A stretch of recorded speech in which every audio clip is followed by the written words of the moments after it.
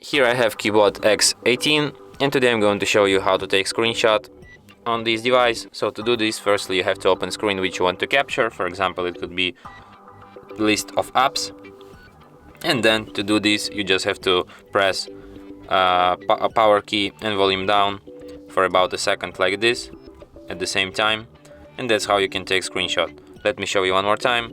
Power key, volume down at the same time, and that's how you can do this.